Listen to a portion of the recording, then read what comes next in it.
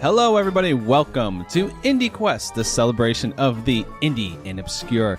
Your home for video game conversations and chilling out, hanging out in spooky season. My name is Josh, one of your hosts today, and I'm joined by one of my co-hosts from twitch.tv/BlinkOOM. Blink.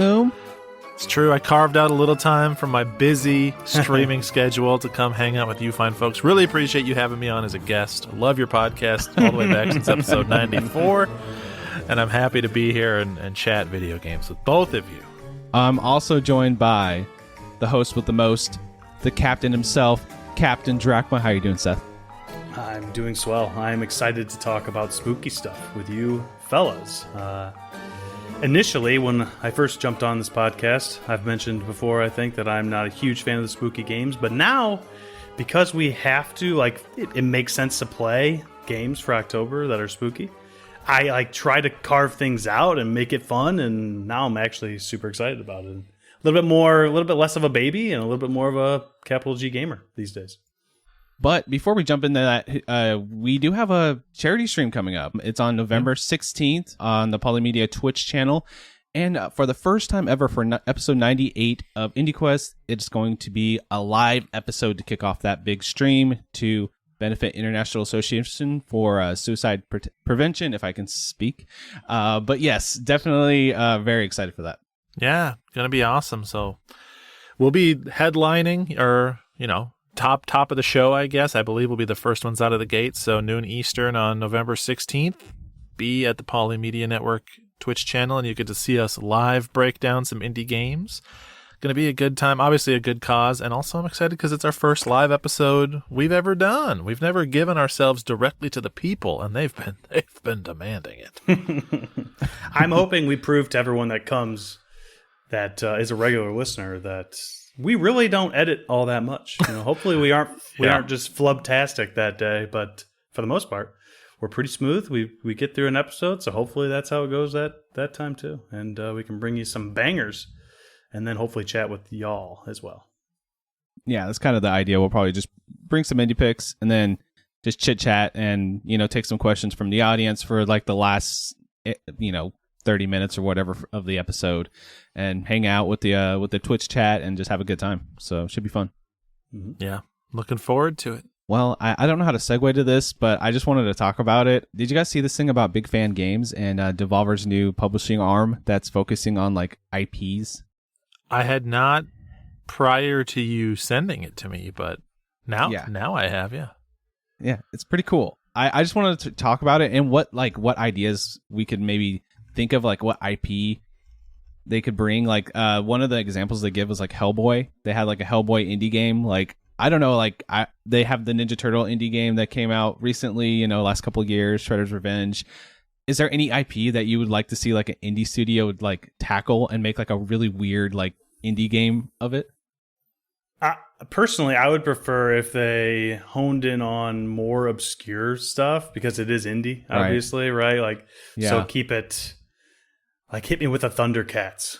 Give me some Thundercats. Ooh, have we had a Thundercats video game ever? I don't know. I mean, probably on Atari or something, or maybe NES, but I can't remember one. So that would be fun. I think there's one on the DS. I think it's a Way Forward game, actually, if I'm remembering correctly. But the fact that you didn't know and no one else has ever heard of it until now is evidence that there's basically never been one.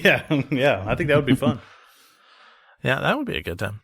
Yeah, I was thinking of a Batman game. I know it's a superhero game, but have it from Jonathan Blow or somebody who's really good at puzzle games, and you're trying to get out of Riddler's maze. That's the whole game. I think that'd be awesome. Yeah, something like that. I would love that.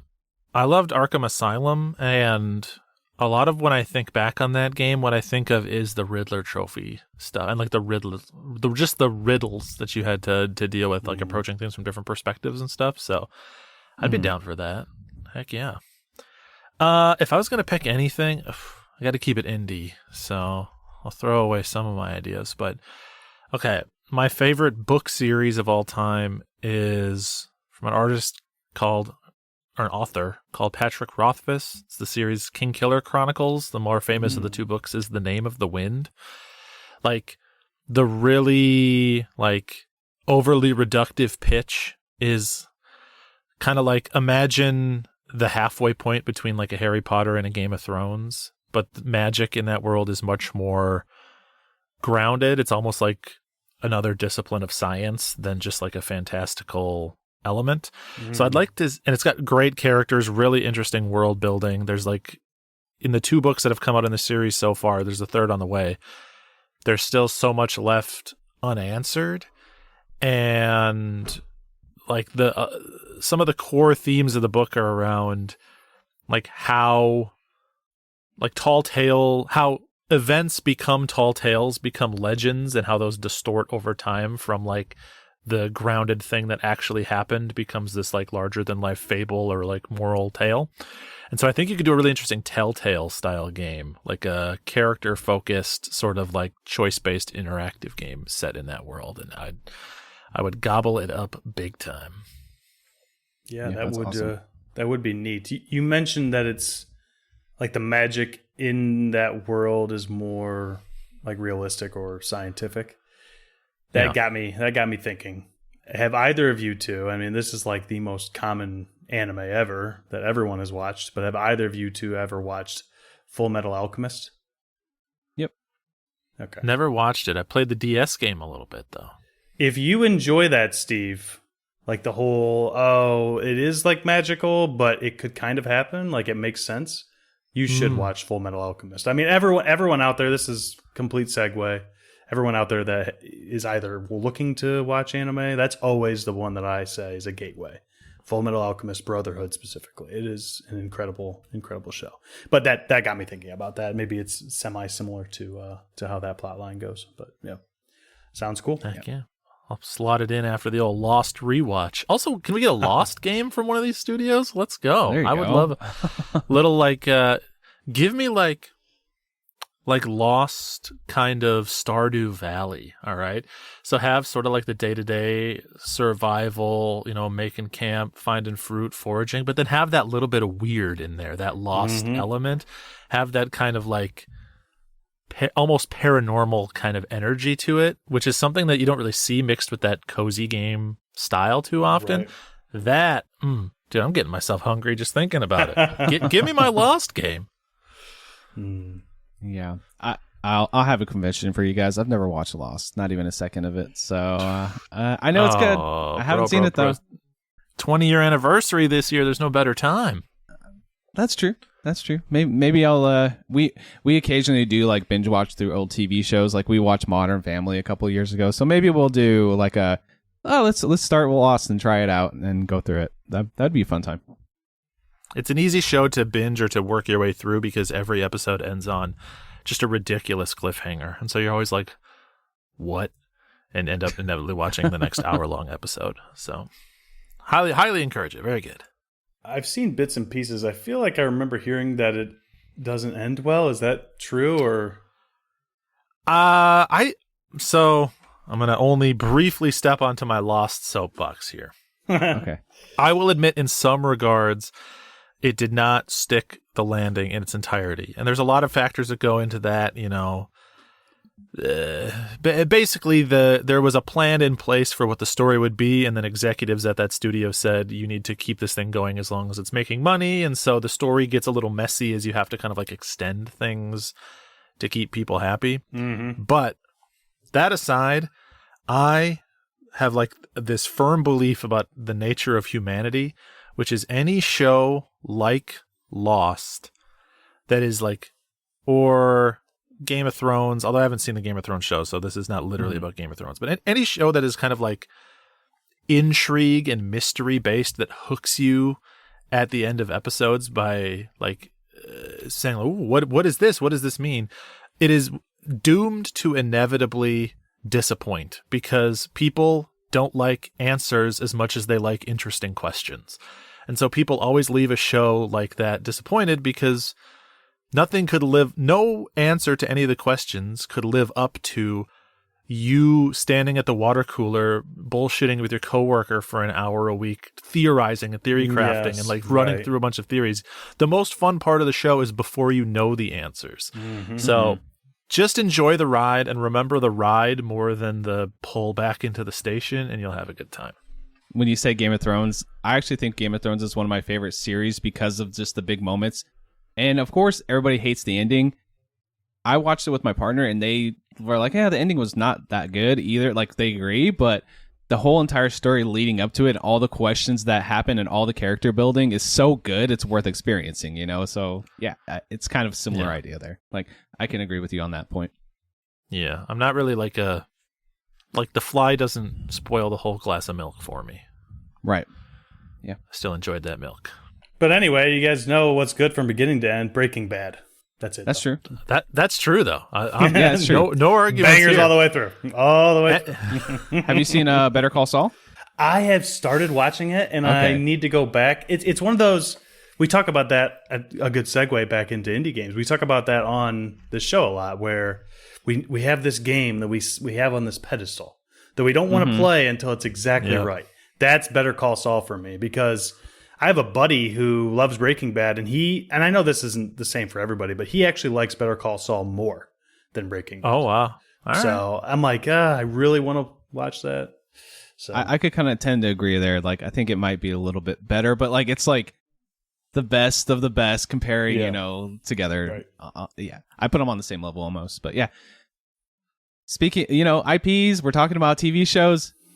Big Fan Games. This sounds pretty cool, right? Yeah. That's what led to all this. You know, Devolver, they're a big publishing arm, bring in really cool indie games. They have like an aesthetic to them. You see a Devolver game, you're like, okay, yeah, that's a Devolver game. But here they're just like, you know what? We're successful. Let's provide these indie studios that have cool ideas for IPs with the IPs to make those games, which, you know, that's kind of the dream, right? So that's pretty awesome. For sure. Yeah, definitely. I'll keep my eyes on them. I'm looking forward to it.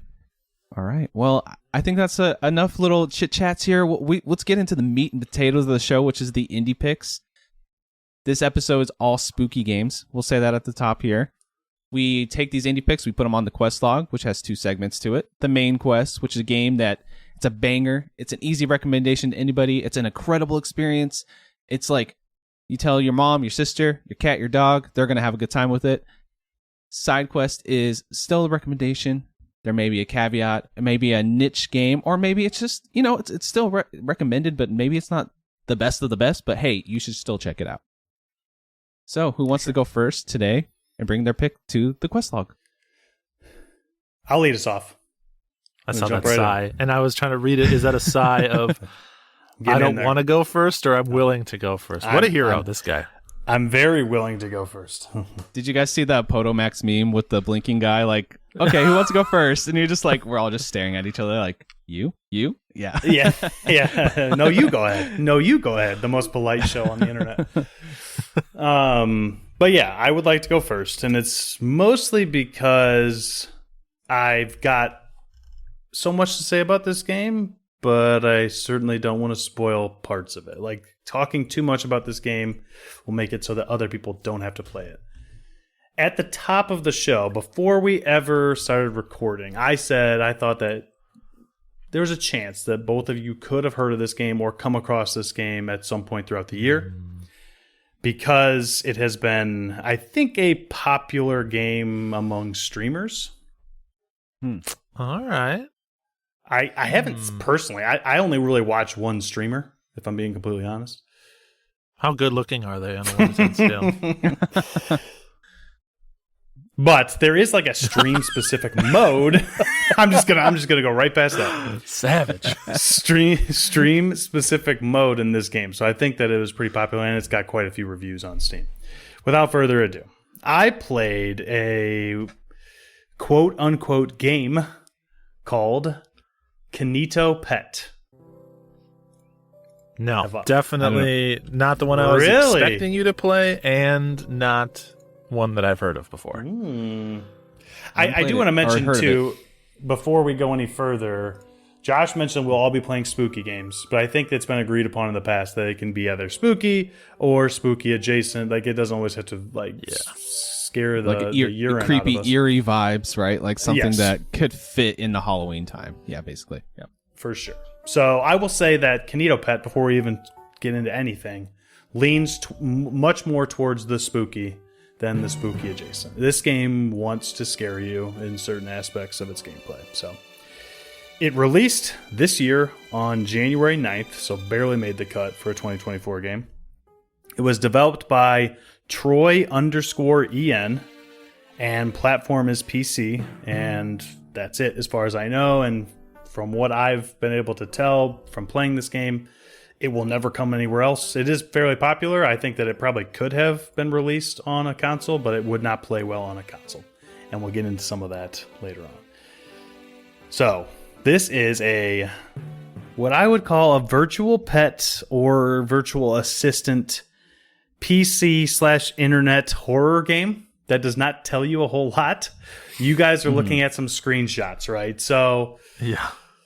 As soon as you boot this game up, this will lead us right into presentation. You boot this game up, you click on it the first time, and there's like a black button that pops up in the middle of your desktop background, right?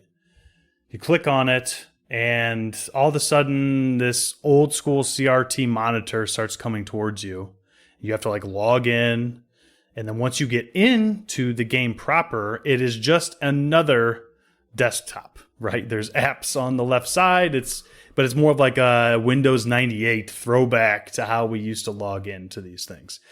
The cool thing is, I imagine if you guys are looking at screenshots, you probably see like the classic green hills with the sky and stuff in the background. Like what, Windows XP or Vista or whatever? Yeah. Yes. My background for this game is the crow from Death's Door, standing in like a close-up.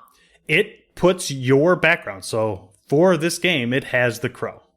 So interesting. Pretty cool. It really makes you feel like it doesn't have all my apps, all my stuff in the background that I have on my computer, all the games that I have ready to click on. But it does put your background on there, so it really feels quite personal to your PC. So the music, I'll get right into music. There really isn't much music. That's not exactly the point of this game. The point of this game is to make you feel like you're just on your PC. There are certain aspects as you get into the game. You will end up playing some games within the game, flash games and things like that do have music. And then even more later on, you start to play some other stuff that I'll get into in the gameplay that also have background music because they're actual games. But the game proper, KinitoPET, does not really have music in it. Lots of old school PC sounds to the point where if you have your headphones on, which you should, I feel like if you're playing this game, or have your volume up, you can hear like that classic tower Windows 95, 98 sound of like the clicking and the fan. Oh, yeah. Yes. Like the hard drive click. That's good. Yes. It really puts you back. Like I think anyone could play this in fact, the boys, my sons, watched me play this for the last half an hour last night when I was finishing it, and they loved it. So I think you can play it at any age, but it certainly appeals to guys like us around our age because of that throwback PC style. Yeah. Were they asking you questions like, were they like, is this really what it was like back then? Because this is, it's very authentic to that era of Windows. It's even using like the same font, and it's got like the same, like the toolbars, standby, reboot, power off buttons, and all that stuff. They were much more into because Jason walked in as I was in a sort of spooky part. I didn't have them involved. I was playing it throughout the day as I had time. It's not a very long game, I'll tell you right now. It's between an hour and 2 hours. So I could have done it all in one sitting, but I just was parsed out because of puppy and mowing lawn and whatever. But so last night, and it was probably best for me to finish it at night when it was dark too. Yeah. So he walked in and was like showing me a video of something, and then he looks up at the monitor and he's like, "What is that?" And I'm like, "Oh, it's this scary game I'm playing for IndieQuest." And he said, "Huh." And then he just stands there and watches. And when you're a teenager, you guys, we were all there, right? You want to be tough. You want to think, "Oh, I'm all good. Like I can handle spooky stuff." But then at the same time, there are certain, like, there's a line that can be crossed where it's like, I went too far, and now I'm going to have nightmares for the next 3 days. But it's that intrigue, right? So he was like really like into it. He wanted to watch it to the point where my son was playing something in a different room, and he went out and grabbed him, and both Caleb and Jason came back in and brought chairs and watched me play this game for the last half an hour. Yes. That's really cool. Voice acting is pretty bare bones. There are a couple characters in this game that actually have real voice acting, but they have like that staticky filter over top, harkening back to the 90s. Kinito himself, so you guys can probably see that there's a little pink, what do you call it? Axolotl? Something like that. Yeah, you're close. Yes.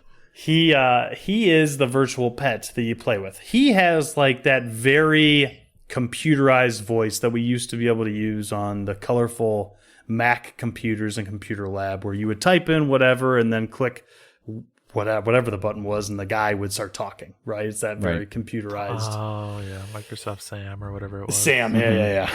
So that's what he sounds like. But there are a couple characters that actually have voice dialogue in some of the games that you play. The story, I already mentioned, you boot up the PC.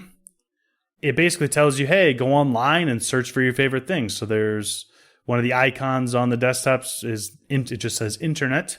You click on it, you search anything you want to, and it's going to pull up an article. And you see that it's possible to scroll. You try scrolling, it won't work. You click on the arrow, nothing's happening. You try to X out the window itself, nothing's happening. And then, we've all been there, right? When we went to a website, especially back then that we should not have gone to, all the pop-ups start happening, right? Pop-ups all over the place. And Classic then internet. The computer just shuts down. And you have to reboot, get into the game, and all of a sudden there's an icon for KinitoPET, and it tells you, click on KinitoPET.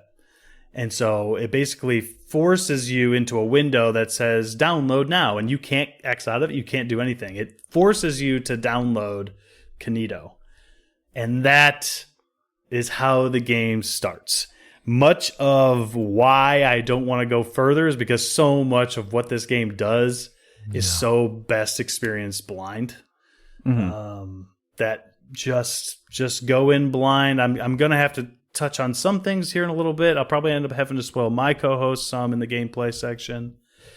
If you are interested in playing this game, I will say right now, before we even talk about gameplay, Kinito is a virtual assistant, very similar to Clippy. Everyone of our era probably remembers Clippy, the little paperclip that would help you with different office stuff back in the day. Kinito does much of the same.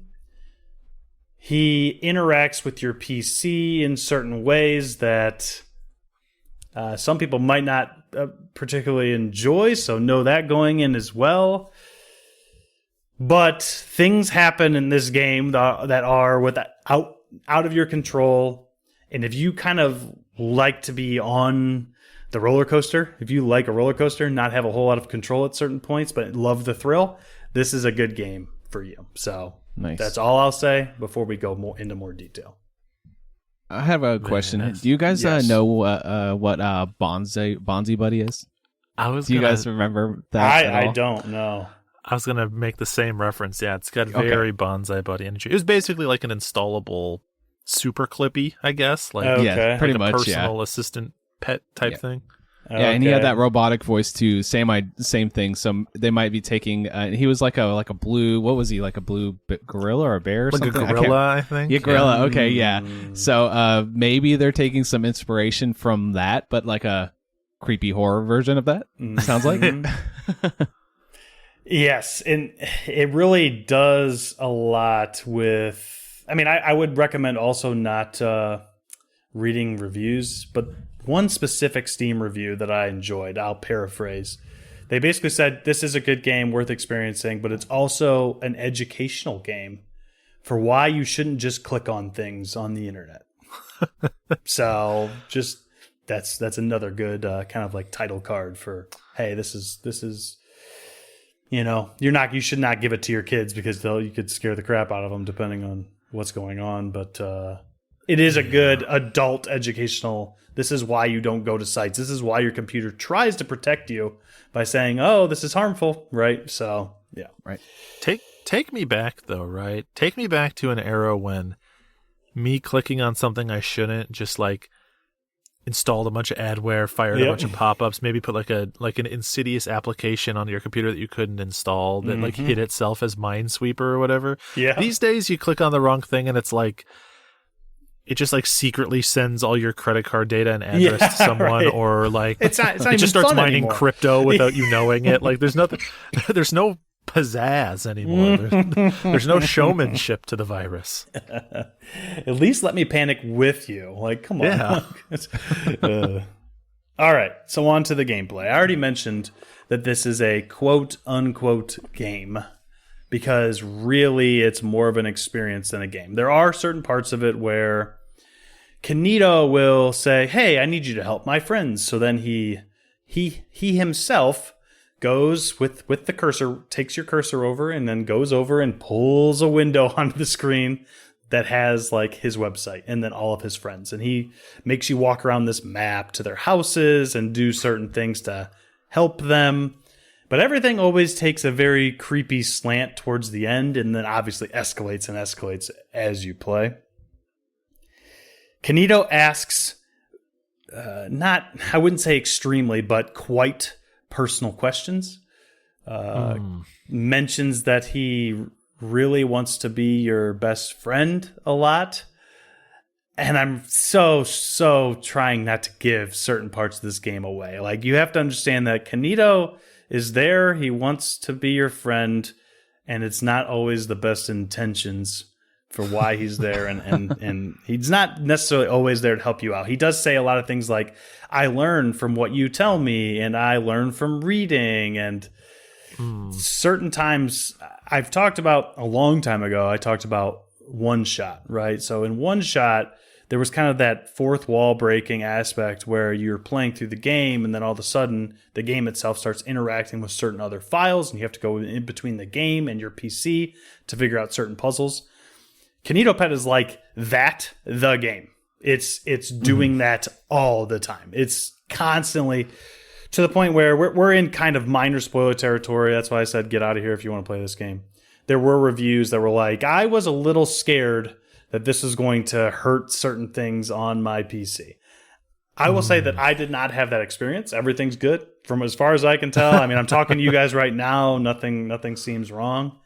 But things do get kind of swapped around and changed.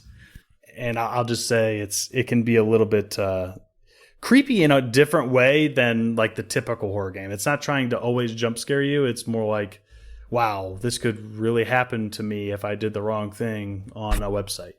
But there are also very intentionally creepy parts where it locks you into certain things that you cannot get away from and basically forces you to watch.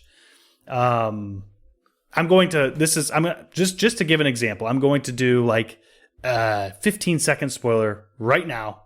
Big time spoiler, not big time, but it's pretty big. So if you don't want to hear something that this game could do, but I want to like kind of explain for people who don't care or have played it or for you too. All right, hopefully you're gone. At one point, Kinito says, "I want to see what you look like," and pulls your camera up. Oh, yes. Okay. And takes a picture. So yes, that's spoilers over, right? But that's the kind of stuff that this game will do, and it is quite creepy. Yeah. The other things you guys might be seeing is there's MS, basically a version of MS Paint on there, so you can just fiddle around and paint if you want to. There's Minesweeper and Pinball on there, and if you get the high score in Pinball, you get an achievement. If you play Minesweeper and beat it, you get an achievement. So of course I did both those things. I already mentioned that there's some questions that Kinito can ask you that are pretty personal, but they also get extremely intense towards the end, make you very seriously question. I don't want to spoil things, but make you question things like real life, like really intense. Is your mother's maiden name Dingledine? Honestly, so I will just say that Kinito can interact with your Steam friends. Not directly, but can use them in some of the questioning. So just randomly pick some of your Steam friends for things. Yeah, there are eventually first-person levels where you're kind of doing WASD stuff. And then, like I said, Kinito tries to control certain aspects. That is as much as I want to say about this game. And if anybody is interested in playing it, I highly recommend it, even before we get to where it's going to go on the quest log. It's, like I said, more of an experience than anything, but honestly, opens your eyes to a lot of things, and it's really fun. It's very well worth for the 2-hour playthrough, the $6 that it costs. Mm-hmm. Do you guys have any questions before quest log? I got none. No. Oh, okay. I will just say you're like the king of finding these. For some reason, when spooky season comes around, your thing is you want to find something that looks innocent and familiar, but is not. That is your move. Yeah. That's a good call. I did that last year too. I don't know what it is, because you're right. This is very Amanda the Adventurer adjacent. It really plays with the same emotions, that 90s nostalgia of being on your computer versus Amanda the Adventurer is like that 90s nostalgia of like Blue's Clues. Like that, and it just takes that, this thing that was always happy in my mind, now I'm going to go to bed and have nightmares about it. Like that's what it does. I think my only question with this one is there like an actual story, or is it more like a toy that you play with? And is there any music in it that's worth mentioning? Yeah, so I kind of talked about music briefly. There is music later on in some of the levels that you have to go into that Kinito takes you to. So yes, there is some music, but the main game, like on the desktop, there's no music. It's just PC noises, like tower noises. And what was your other question? I was like, is there like a full storyline, or is it more just like, hey, I'm messing around with this toy and interacting with it until cool things happen? No. So yes, there is a full storyline. Okay, cool. Yes. So there is a beginning and an end, and even if you look at Steam achievements, you'll kind of see this. I didn't get it because there's a decent amount that you have to do, although I might go back and do it, but there is an ending or a couple endings and then a true ending. So if you want to do everything I think this game has to offer, there's a lot more like puzzling that you end up having to do, because there's not really a lot of puzzling in the main game. And that, I think, takes like roughly 3 hours or so to complete that portion. But you have to go back in and start playing the game over again. But fortunately, there is a chapter select, so you can just go to where you need to go, especially if you're following a guide and you just want to get all the achievements. So, cool. Without further ado, quest log placement.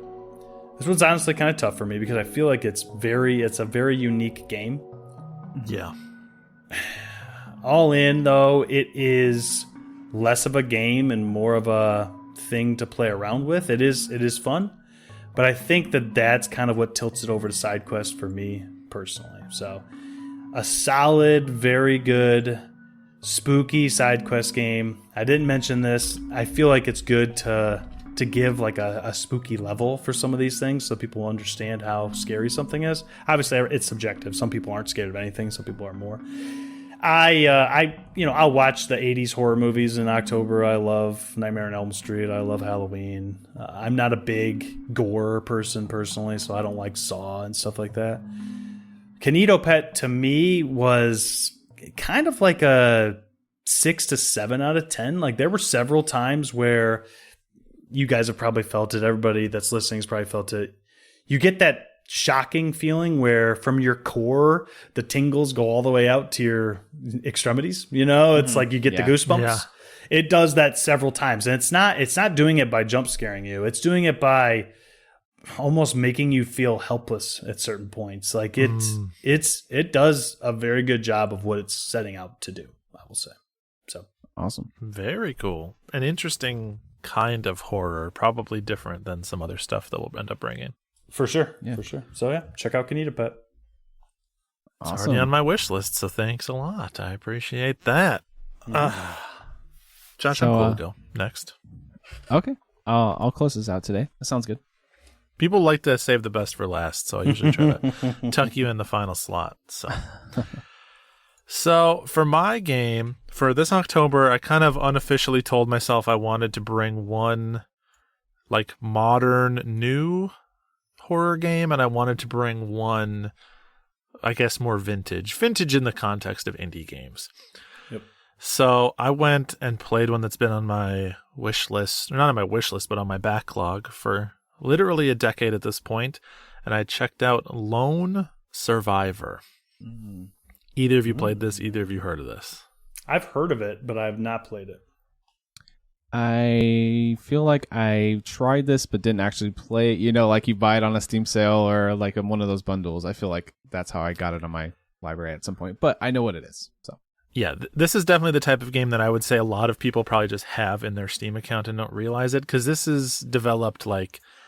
This came out in the golden era of Humble Bundles, right? This is like a Fez Super Meat Boy era indie. So Lone Survivor, and it's going to be confusing to talk the details, but we'll get through them here. It is developed by Superflat Games. Superflat Games is really primarily a solo dev, Jasper Byrne. I'm not sure exactly how you say it. They are best known, other than this game, for having done music in both of the Hotline Miami games, which is interesting because there's like very little music at all in this game. So it's not like they're like, ooh, I'm going to make a music game. That's just happened to be what they wanted to do. And if you're looking this game up, Lone Survivor itself originally came out March 27th, 2012. There was then a director's cut that released September 24th, 2013. And then most recently, there was a remake in 2022. It came out Halloween 2022 called Super Lone Survivor. So all three of these are the same game. It's basically like each successive release has some additional endings, some additional side quests, some additional content, but they're all functionally pretty similar. I played the director's cut, so the middle of those ones, the 2013 version, because I just happened to already own a copy of that game, so that's one that I decided to play. I will say, in just looking at some screenshots and stuff of Super Lone Survivor, the remake, it doesn't actually seem that drastically different from the original one. Like, I'm sure it looks nicer, probably upscaled and stuff, but it still functionally looks the same, which is to say like a pixel-based 2D survival horror game. Two-part questions. Is there a physical, and if there is, I assume you have it? There is, and that's why I played the director's cut. The physical edition came out on Vita, and I think also PS4. It was a limited run release. Okay, cool. So limited run games put it out. In fact, if you want to play it, the original game is one of those games that's on pretty much everything that's not an Xbox. So you can play Lone Survivor and Director's Cut on PS3, PS4, or PS5, Vita, Wii U, and then PC and Mac. So you can play it on pretty much everything. And then Super Lone Survivor, the remake, is on Switch and on Windows. So you can get that on Steam too, or play it on your Switch. Cool.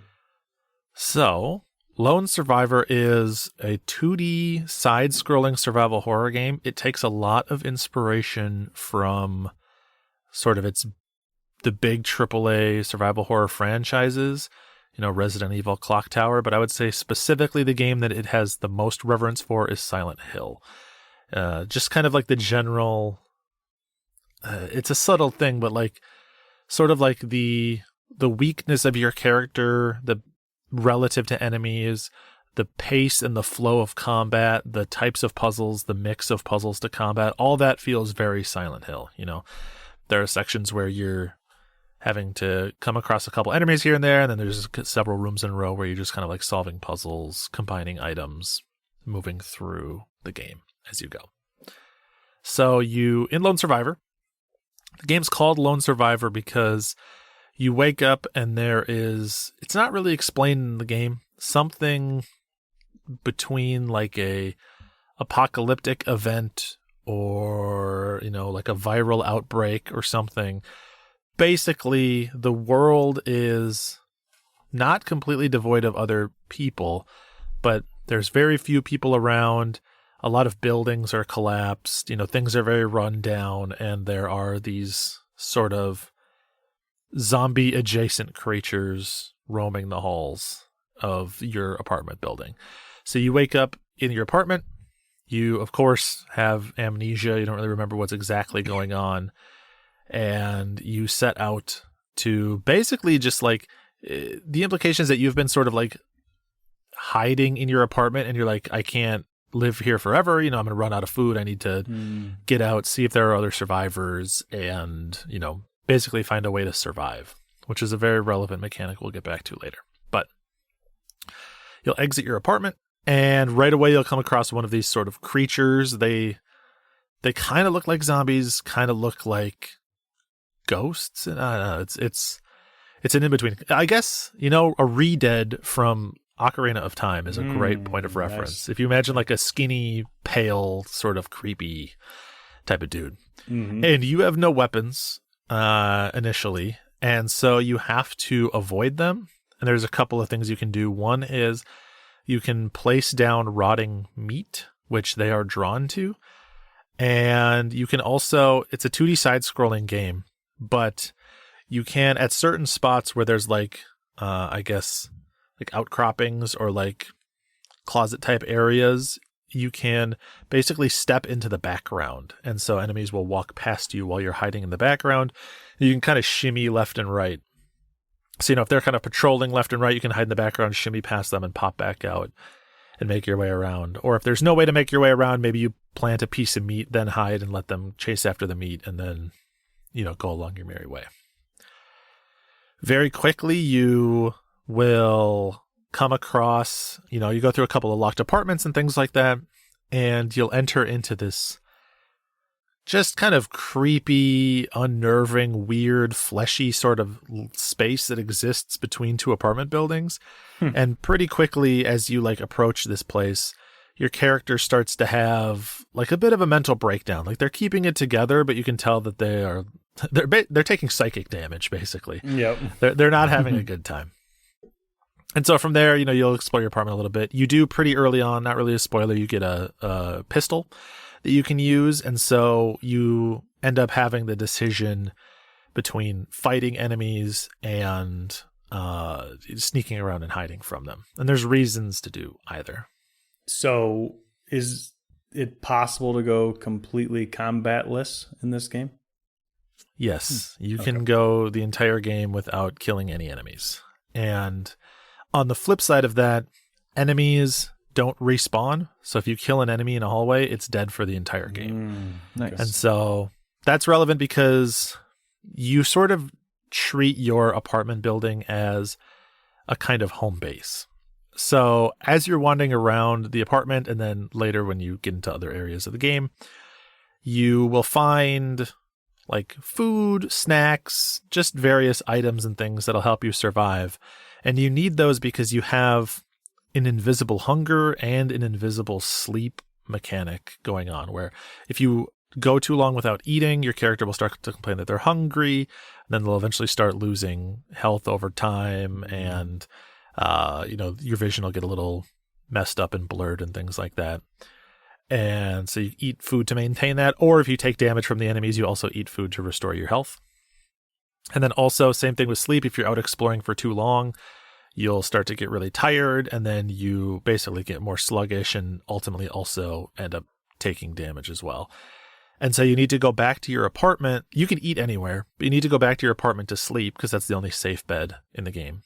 It's also how you save the game, so you're going to want to do it in certain intervals anyways.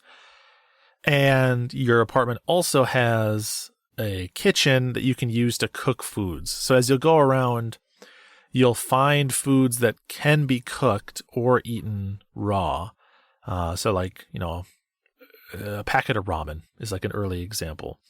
You'll find a packet of ramen. If you're out exploring and you can't get back to the apartment right then and there, in a pinch, you can just eat the uncooked ramen and it'll sustain you a little bit. But you bring it back, you cook it, then you'll have cooked ramen. It'll restore more health. It'll also help you like restore some mental health, and it'll just kind of be more effective. And all that is sort of like managing your character's emotional state. There's a lot of points in this game where you'll interact with things and you can tell from their reaction to events or places or things sort of how they're doing. And the game is subtly changing, I guess, based on how your character is holding up, how well they're taking care of themselves. So from there, questions on the general loop of things. I was honestly thinking, and it could just be my ignorance, but I was thinking the other day that there seems to be, from what I've seen, a lack of the specific 2D survival horror. I feel like there's not, and maybe there might be a decent amount in the indie space that I haven't thought of, but this is interesting because I was just thinking I could go for a good 2D survival horror. The one that always comes to mind for me is like a Clock Tower or something like that. But yeah, this is cool. Yeah, I agree with you. I would say most survival horror that I see tends to be either first person or like isometric. There's not so much 2D, especially 2D side-on. Yep. All right. As you're exploring around, you also, so in your apartment, you have access to a radio, and if you tune into that radio each day, you'll sometimes hear like events that are going on in the town, or you'll hear from what's called the director, and he's sort of this mysterious character that if you go out and find him in the world, he'll say like, I'm in apartment 204 right now. Come visit me for something. And if you go visit him, a lot of times he'll give you either like materials or items that will help you in the game, or he'll give you key items that you'll need to be able to like more effectively cook stuff. So he'll give you like pots or pans, things like that. And so he ends up being kind of like sort of like the shopkeeper in a way. He also serves some other important like economical benefits, I suppose. So the last sort of piece to that core loop of, leaving your apartment, exploring around, finding enough food to sustain yourself, solving puzzles, getting further, and making sure you have enough time to go back to your apartment it's a survival horror game. So obviously your resources are very limited. And there are a couple characters that you can sort of exchange one type of resource for another. So depending on if you're being more aggressive or less aggressive, maybe you can trade some of your ammo for items that let you better stealthily navigate, or you can trade, some of your healing items for ammo or things like that. You can do one or the other, basically, and you kind of help characters out in ways that they need help to also better serve yourself. Yeah, that's cool. There are surprisingly like some side quests in the game, which is a bit strange, I feel like, for survival horror, but I mean, it's a pretty tight experience. I'd say it's about a 4-hour game to get through, but you'll find a couple of situations where you can like help people in certain ways, or just do certain things that will have a positive impact on your playthrough and on your experience if you go out of the way to do them. I don't really want to like spoil any of those for people, but it's not strictly an A to B game. There is reason to kind of poke around in the fringes and, be intentional with what items you use when and where. It's that type of game. Nice. So, yeah, my question was with that is, would this be a game with multiple different endings? Like, would all that stuff that you do on the like periphery like affect like there's like 3 different endings or something like that? Is that something that even matters, or is it just a set story? Sorry. So pretty much verbatim, yeah. And that'll get kind of like into some of my feelings on the story overall. It is the type of game where you like kind of feel like you know what's going on, and then at the same time you have no idea what the hell's happening, and you're just sort of along for the ride. And there are multiple endings that are impacted by any number of things. I mean, we've all played survival horror games. You finish a Resident Evil, you finish a Silent Hill, and it shows you like the stat sheet of all the decisions you made and all the times you saved and all the items you used. And obviously different combinations of those things lead you into one ending or the other. I will say that personally, now, I played it through multiple times because your boy needs the platinum. But if you just play it one time, I would say that if you don't get kind of like the best ending, you pretty much won't understand what the hell's going on in the story. Mm-hmm. Like I got kind of, I would say, the average ending my first time through, and I was like, all right, Sure. You're like, I don't really know what that means, but I guess that's an ending, so cool.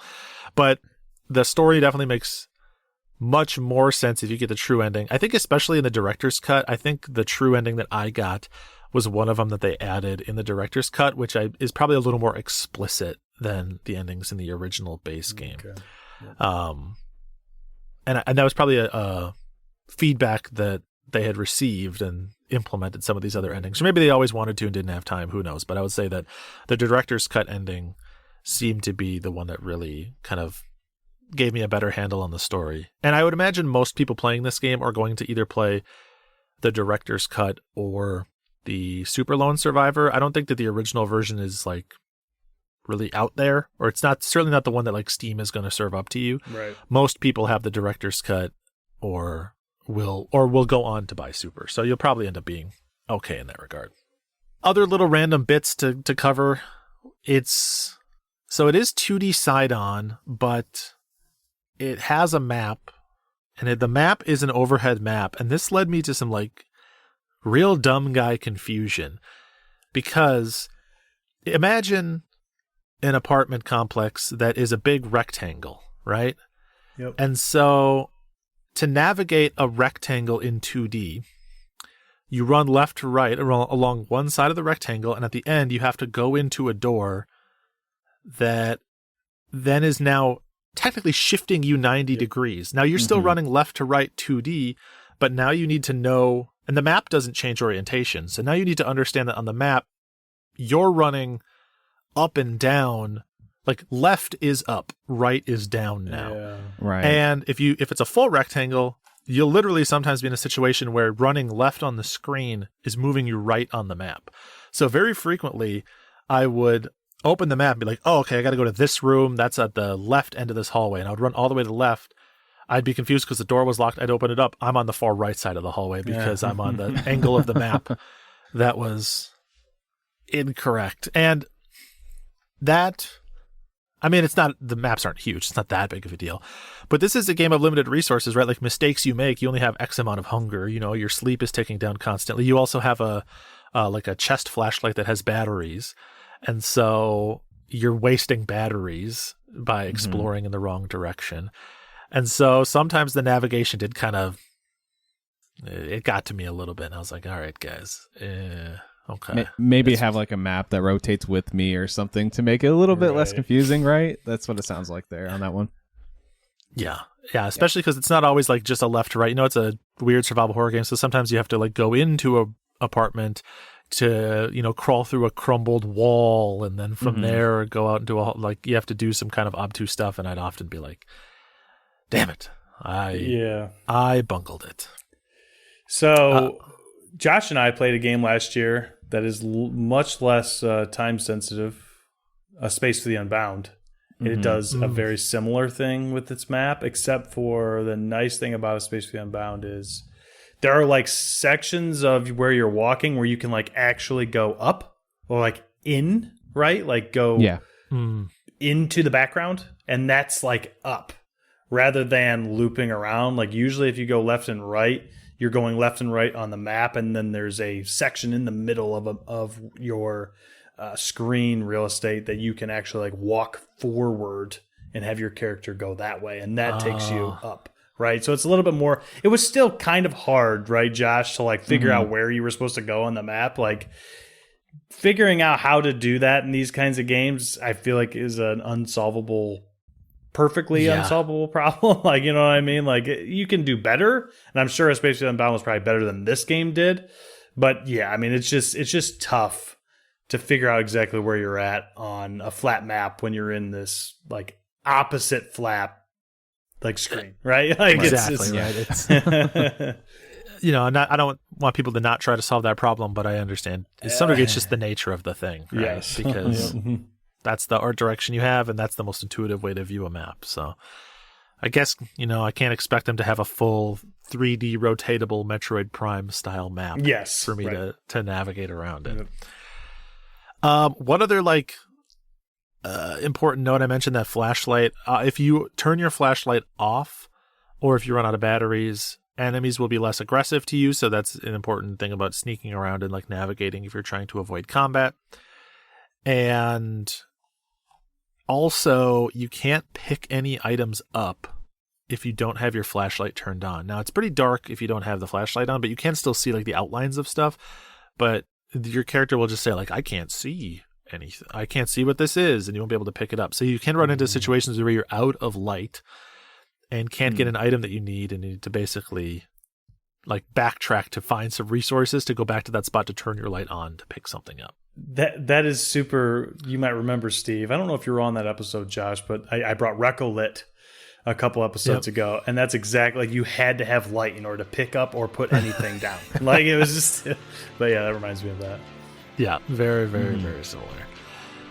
And yeah, I think that's pretty much kind of the long and short of it. Like I said, it doesn't have too much in the way of like music or anything, despite the developer's history. It again, in the way that it respects Silent Hill, it is basically no music, but in like a couple of story cutscenes at the beginning and end, it has kind of like light punk rocky kind of music, the same way Silent Hill, Akira Yamaoka, that they have incorporated some rock into some of like the cutscenes. So yeah, any lingering questions before we plant Lone Survivor where it belongs? I imagine this is a pretty popular game. I haven't looked at any like Steam or anything, but I imagine it's probably one of those indie horror games that have been quite in the public eye for a long time. I don't know if you know that or not. I would say that it is pretty well known. I don't think it's held up to the same degree as like a Fez or things like that, but it is certainly, there was just less games in the indie space at that time, so each game got a bigger piece of the pie as a result, or at least any game that elevated up to a certain level. But it doesn't have like thousands of reviews on Steam or anything. It has like 700 on just the one you played, Steve, and then on Super Lone Survivor, it only has 57 reviews. So I think maybe that re-release didn't have very much like push or anything. Like maybe people didn't know about it. So yeah, that's interesting. I didn't hear about it till I was, looking details up about this game in preparation to bring it to the show. I had no idea that a release came out, and I guess maybe the main impetus for that one was to bring it to Switch, and so maybe it's a little more popular on Switch. Yeah. But yeah, it's definitely, I would say it's a game that has well passed its point of notoriety. Like people are starting to forget it, if anything. Yeah. That does give me or make me think of one other question. Yeah. And maybe this will be part of your verdict as well. And if it leads into it, that's fine. But we've talked about in the past bringing games that are 10 plus years old. Does this hold up compared to its contemporaries today? Not in the, main quest, side quest way, but when you're playing through it, can you tell it's from 2012? I guess that'll kind of lead me into my final thoughts here. I'll say generally no. Maybe some of the dialogue or some of the writing has that kind of like early, like, that kind of like 2012 webcomic protagonist kind of sense of humor. Now, it's not super bad, but you can just get little tastes of it here and there. It's hard because this game doesn't have a lot of contemporaries that I've played. Again, there's really not that much 2D survival horror that isn't like the closest thing we get these days is there's, kind of like RPG Maker style, sort of like overhead, almost like Super Nintendo era graphic horror games that crop up. Corpse Party and stuff like that. I mean, that's a more well-known franchise, but still that type of thing, less 2D side scrolling. So I would say that my feelings feel a little bit separate from its age in the conclusion that I've come to, which is that all right. Yeah, I just froze, so sorry about that. Oh, all good. All good.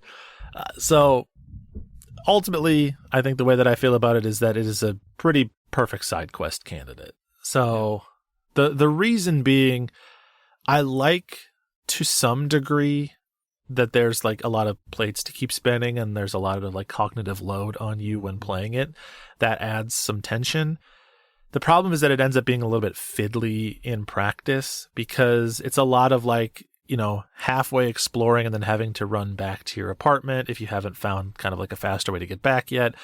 Or, you know, maybe you can literally find yourself in situations where you run out of ammo or meat to distract or kill enemies, and in certain situations the game will like understand that you have put yourself into an unwinnable situation, soft lock, and it won't soft lock, but your character will basically have like a panic attack and collapse, and you'll wake up back at your apartment, which is nice. You know, that's certainly better than the soft lock of just like suddenly realizing, oh, I used rotten meat to sneak past this enemy and now I have to get back past them again and I don't have any more meat left. That would be the worst case scenario, but it's still it makes it choppy because it makes you rather than make you like tense or like anxiety inducing to poke forward and explore, it makes you really like guarded and overprotective. Instead, you end up like not even bothering to try until you feel really kitted up and like prepared for an excursion. So the pacing gets thrown off a little bit.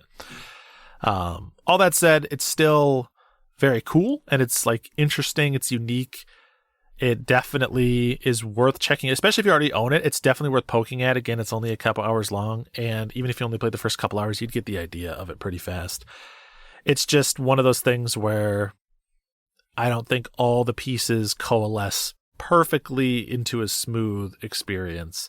And whether that was intentional or not, it just made it so that I was not always having a ton of fun, but I was often having enough fun. So perfect example of a side quest game, kind of like a flawed in execution, cool in concept, enjoyable ride. Definitely one that I would say, let me know if you've played it before or what thoughts you have, because despite knowing this game has a reputation and a history, I don't think I know anyone personally that has played it. So I'd love to get kind of like the community pulse on what they think of that one. That's Lone Survivor. Awesome. Solid pick. I I just want to comment. I love the pixel art style of this. I really think it just really stands out when you see it. It has a unique look, even though it is just more pixel art, but it has a very unique look to it. So I think it looks cool. So anyway, and it looked great at the time, right? So like it holds up quite well. Like if you appreciate To the Moon and stuff like that, you'll appreciate this game's art style. Some of the cutscenes actually are very similar to the Moon in this one. So sweet. I feel like it's tough to do haunting in that art style as well. And from the screenshots that I'm seeing, it seems like it does a good job. So yeah, it definitely. Oh, here, let me take with the spookometer here. Oh yeah. I would give it like a solid 6 out of 10. The game is smart at the beginning. This is kind of cheeky and funny. And at the very beginning of the game, it says, before you begin playing this game, you must participate in the ritual. And then it gives you the rules of the ritual. And it's like, turn off all the lights, put in headphones. Nice. It even says, go into the system settings and disable trophy pop-ups during the game. Like they're saying, like, don't let the trophy pop-ups distract you. Like, really get into the atmosphere of the game. Yeah. So I respect that. And yeah, I'd place it a solid 6 or 10. There's definitely some jump scares and some like, oh, but there's nothing that's like absolutely out of this world. Cool. Sweet. Well, it's my turn to bring a spooky game. I'm actually pretty excited to chat about this one because this one is kind of one that's been just chilling on my Steam library for a few years now. It's called Darq, D-A-R-Q, Darq. Have you guys heard of this game? I have, actually. I don't know pretty much anything about it, but I see it crop up a lot in that like Nightmare Before Christmas font. Oh yeah. I have never seen this game. It looks very neat. It is very neat. So it's another 2D game, 2.5D side-scrolling game. You play as a guy named Lloyd, a little kid, or a kid, maybe like a 12-year-old, 13-year-old kid, stuck in lucid dreams. So there are 7 chapters to this game, and each is a different lucid dream with bunch of creepy crawly and like, you know, scary things around, and you're solving environmental puzzles. The art style is very cool. I will say it kind of gives me, like Tim Burton feeling. Like this almost looks like a claymation Tim Burton movie that you're playing. And the cool mechanic for this one is it reminds me a lot of Inside and Limbo in that respect. I feel like there's a lot of Limbo-isms in this, I guess I should say. There's a lot of like, you're going to die brutally and bloodily out of nowhere. They have that in here, which is, a staple for Limbo. And the whole idea is you're just trying to make it from one, kind of like find items in the environment and solve these little intricate puzzles. What's cool about it is there's a mechanic where you can walk on the walls and like the gravity, it doesn't matter because you're in a dream state, right? So like you walk up to a wall, you'll just plant your foot on the wall. The whole entire environment will shift with you as you go to the side of the wall. There are levers in the game that can like shift the perspective of the 2.5D. So there's a stage that's kind of like 2 roads that you have to do. And if you hit the lever, it'll shift it to the other plane of the roads. And it's kind of like playing with perspective while you're trying to like solve puzzles in the environment. So pretty interesting concept. I just want to mention, you already said it, that the entire world shifts when you walk on the wall. I really appreciate that about games when they do that, because when a game flips you to the ceiling, like I recently played Cuphead, it just gets, and there's like certain levels in Cuphead where you're playing on the ceiling. It just gets like, it tricks your brain in a way where I never feel like I can play at my best when I'm doing that. Like I just just flip the whole thing over, so I am playing the way I always play games. So I really like that it does that, because then it you still get everything you need about it. It flips a perspective. You can still solve the puzzles, but you don't have to try to solve the puzzle while you're on the ceiling, right? So I like that. Yeah, I'll speak to the presentation a little more. Music is fantastic. I think really fits the art style quite a bit. It's composed by a guy named Wolad Marhulitz, and it has an actual orchestra, the Budapest Scoring Orchestra. So it's real instruments. It sounds bombastic. It sounds like a Tim Burton movie. I really do feel like there's a lot of inspiration coming from that. Like it just has that spooky feeling, and when big things happen in the game, it really feels bombastic, like in your face. So it's really cool. I think that each level has kind of its own setting, which is nice because it's a dream state, so they can do whatever they want, right? It's like open field to do. There's like a train station, there's like a factory, there's like down deep in the woods with a bunch of mushrooms around and stuff. So you are in a lot of different and unique and awesome looking settings. There are multiple enemies that you're going to encounter. There's no combat specifically. There's a little bit of stealth around enemies. So, for example, there's a dude in a wheelchair with a horn for a head. He can't see you. And as he's like blasting his horn, he'll like back up. You can walk on the wall, go above him, and hide above him as he's horning past you. And then you drop down in front of him and then sneak past him. Little like environmental puzzles like that, but they really do play with the perspective a lot. And I will say there's many times in this game where I'm like, what do I do? Like, you just start tinkering with stuff. I think they do the best like they lead you into the level very well, where you are not going to get stuck. And if you do get stuck, maybe think of it just a little differently, which, puzzle games do that so well. It's like, okay, well, all right, I haven't really tried this pathway. Maybe I should try walking on this. And then, oh, wait, if I turn the room a couple times, I can actually walk through this door, down and up around. And, it's just kind of messing with your perspective there, which is pretty cool. From the beginning and end of this game, I actually felt pretty creeped out. Like, this game has a very eerie element. I'll go ahead and put it on the spook factor scale here. I would say it's a solid like 8 out of 10. I would say wow, really? There are moments that give you good jump scares. Like, legitimately, like I was just sitting there playing this on Steam Deck on the couch, and then I would jump and like drop the Steam Deck, and then Sarah's like, my partner's like, are you good? Like, what's going on over there? And I'm like, nothing, I'm fine. So this seems like the type of game that would have, are there like chase sequences when you're trying to evade an enemy? I will say there's there's not a lot of story to spoil here. So the last level has a chase sequence like that. I'll say that you're like running away from something. Basically, you learn what all the environmental puzzles are, and then you put that into practice on that last stage, which is really cool and interesting. I found this game to be unnerving. The music was great. Each puzzle presents itself with a new puzzle element that you don't expect. So, like I said, there was those two roads that's a whole new mechanic. You hit the lever and it like switches your perspective like to each of the roads. There's also ones where the entire world will turn 360 degrees, so you have to like kind of like basically hit a lever, and there's like a wire that's trying to light, and you have to like quickly turn the stage, put the thing there real quick while the thing is trying to get to the end, and then you turn it again. It's more like perspective, just messes with your brain. You know what I mean? Yep. I guess I want to mention, and you might have already mentioned this, but I'm watching some basically GIFs on the Steam page.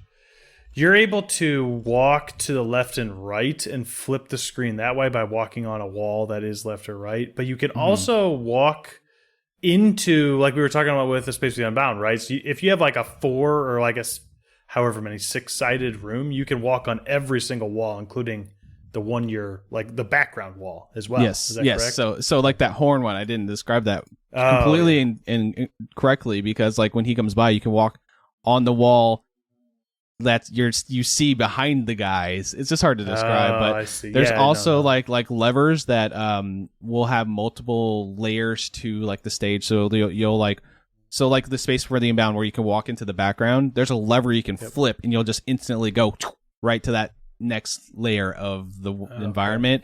And it's a lot of just, okay, I have this item I found in the environment, and sometimes the items are crazy, like, oh, I have a dismembered arm. What do I do with this dismembered arm? I just have it in my inventory, I guess. And you find out that it like rotates like a gear, and there's 4 of them you got to find in the environment. So you're kind of like, okay, if I pull this lift up at this certain point, turn it around, there's a key there that I can grab at the last minute to open up this door that has another dismembered arm. Rinse, repeat. It's a lot of environmental. Find the key, find the piece you need, and then put it into a key socket and try to like piece out these little environmental puzzles. And it's very much a brain teaser, little puzzle box that you got to figure out in each of these chapters. And pretty much when you solve the dream, the chapter ends. So there's like a little partition that you like walk through, and then you survive this dream and you didn't die. So kind of the concept is he's dying, or going into like an endless nightmare if he doesn't get through these chapters. So really cool concept, I think. There's no there's no like voiceover, there's no like omniscient narrator or anything like that. You're just there with the music, the guy trying to find these puzzles, and the story is kind of like open for interpretation what you think it is. And it's really cool. Like I think this is kind of like one I didn't expect to be much of anything. I was like, I'm just gonna try this out, because I keep seeing this logo of this kid upside down above that Tim Burton font in my Steam library, and I just downloaded it and checked it out. It's really cool. But yeah, 7 chapters, like I said, and there are 2 DLC chapters that will extend the story. And I would call those the challenge rooms, and they're free DLC too. So if you beat the game, which takes around 3 hours or so, each of the puzzle like chapters probably take 20 minutes to 40 minutes, depending on, how quick you can figure out puzzles. And after those 3 hours, you have 2 more chapters, but those chapters are probably like the meat of the game, I would say, because those ones took me like an hour a piece. So those ones are a little more challenging than the base game, which is really cool. So if you play the game, you really like it, there's 2 DLCs just to kind of like test your abilities, see how good you can solve these puzzles. And I really do think that it's super clever, and every single room has such a unique art style. I haven't really seen a game that looks quite like this, which is nice. Yeah, it's interesting to have like touch points like Limbo, or like it reminds me a lot of Little Nightmares, but to still feel very of its own thing. It's taking inspiration from those, but it's not just kind of copying those one for one.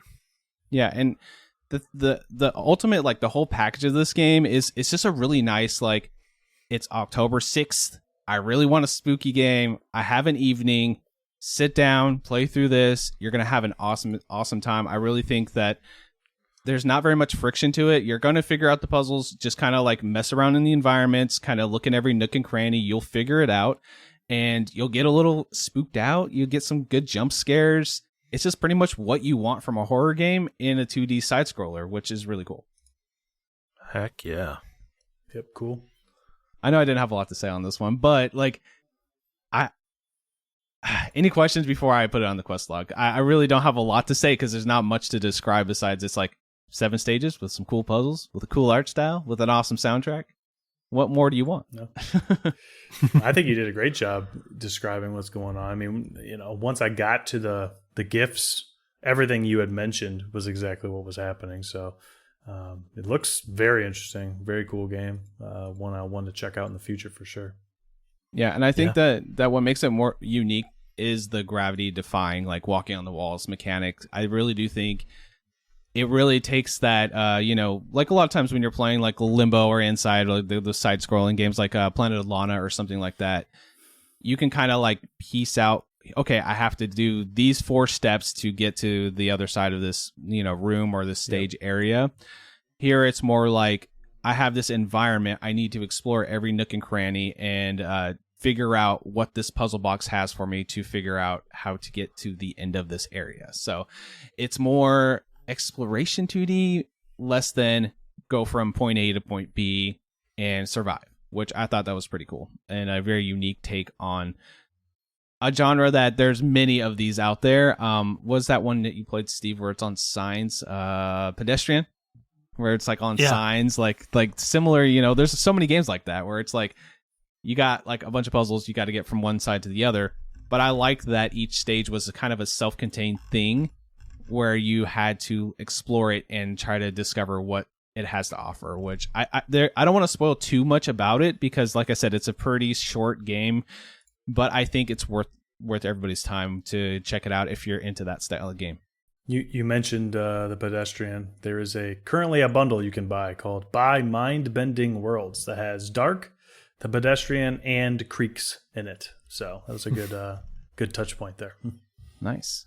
So I'm going to put this one, and this one was kind of hard for me to decide if I want to put it on a main quest or a side quest because I'm like, well, it's kind of a short game, but we have plenty of short games on the main quest, and is this going to be one I think about next year or going forward? And I have to put it on the main quest. I really do think that for what this game has, the gameplay is engaging enough and interesting enough to kind of like rise above some of the, 2D alikes, I guess. I don't know how to describe it. Exploration 2D puzzlers, it's kind of going to be up there with those echelons of, Limbo and Inside. It's not going to be maybe a 10 out of 10 like those are, but it's going to be getting close to that. And I think that if you guys are hungry for more of that style of game and want to get a couple of nice little spooky jump scares, I think this is perfect time for you guys to check out. So it's Darq on it's on everything. It's on PlayStation, on Xbox, on Steam. So I do not think it's on Nintendo. I don't think it's on Switch, but everywhere else, if you're interested, check it out. Heck yeah. I appreciate you bringing it because I love a good puzzle platformer, but they are a dime a dozen. There's so many of them out there, so it's nice to like have them pre-sifted a little bit and let me know what one of the better ones is that I should go put some priority behind. Yeah, it's kind of one of those like I expected to play this and be like, oh yeah, that's a solid side quest. Like, check it out. It's cool. It has some interesting ideas, but I think that all together the atmosphere, the music, and like the puzzles themselves are fun enough and interesting enough and spooky enough to warrant a playthrough, especially this time of year. So, yeah, awesome. Heck yeah. Last thing I want to mention, the Ultimate Edition of Darq is on Switch. Oh, is it on Switch? Switch okay. owners, go get yourself some Darq. Yeah. Cool. So it's everywhere. If you have a console that plays video games or a PC, yep, you're gonna have a good time there. So I think that's going to wrap up our show today. We had two side quest games. We have KinitoPET from Seth, and we had Lone Survivor from Steve, and a main quest, Darq with a Q, from me. I think that's a really kind of nice mix of different genres there, really, when you put it down like that. Yeah. Good variety in genres. And we brought a game from 2013, 2019, and 2024. We're hitting you with all the different eras, too. Yeah. Well-rounded. That's what people call us. Yep. Maybe. Well-rounded quest, yeah. It's our pet nickname. People say it all the time. Oh, yeah. It happens in emails. We don't read it on the show, but it happens all the time. Yeah. Well, speaking of emails, it's time to plug ourselves. You can send us emails, IndieQuestPod@gmail.com. You can find us on Twitter, IndieQuestPod, or you can find the quest log, IndieQuestPod.com. Steve, where can they find you on the internet? Twitch and Twitter is Blinkoom, Blink OOM, M like Mamma Mia. Seth, where can they find you? Can find me on Twitter at Captain Drachma, and of course in the Polymedia Discord, best place on the internet. And if you want to get into that Discord, head on over to Patreon, type in Polymedia, and select the tier that gets you in the Discord. Come and chat with us. Josh, where can they find you? You can find me on Twitter at Frantic Society. I'm doing some random content creation, some podcasting and things here and there. So if you guys are interested, follow me over there. You can find all of the awesome Polymedia Network shows at polymedianetwork.com. We are it's a combination of nostalgia, movies, video games, anything you're interested in. There's going to be a podcast, video series, just some content over there that you're going to be interested in. Tales of the Lesser Medium, guys, listen to that. They just did a Halo. So if you guys are interested in some funny takes on video game stories, go check that out. I feel like that's one of the more underrated shows, so I figured I'd shout them out real quick. Yeah. You got to shout them out when they're actually releasing episodes. Yeah, that's true. And that's it. Polymedianetwork.com. Find those shows over there. Seth, why don't you close us out today? I'm going to close us out by not actually doing a very good closeout statement, but I did want to shout out one other podcast because there's a new podcast that is not on our network called The Trash Station.